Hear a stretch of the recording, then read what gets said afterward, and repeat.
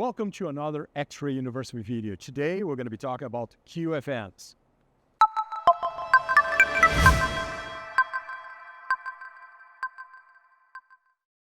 A few years ago I met one of the guys who designed the QFN package, and their intentions were good. They wanted to design something simpler, easier to install than a BGA. It didn't really turn out that way. QFNs can be a massive headache.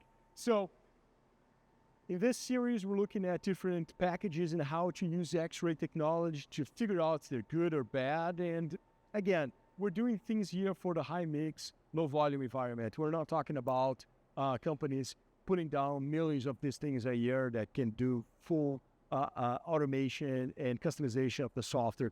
This is you put an X-ray image, you put your board down, take an X-ray and figure out if it's good or bad. So a QFN, the great thing about a QFN is it has no leads. So there are no leads, right? So you rely on that wall of the component for a fillet of solder to be formed to connect the component to the PCB. And if that fillet's not there, you end up with cracks on the joint and opens. Or even worse, would it be a heading pillow for QFNs where sometimes you have a connection, sometimes you don't.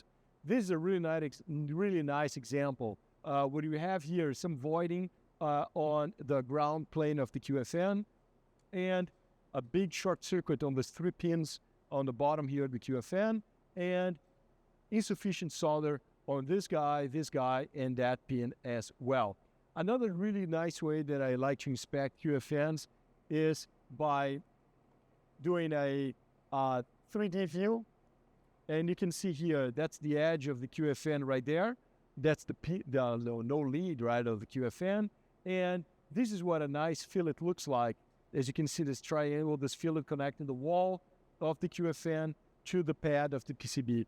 As you can see here, you have the pad of the PCB, the wall of the QFN, and no fillet.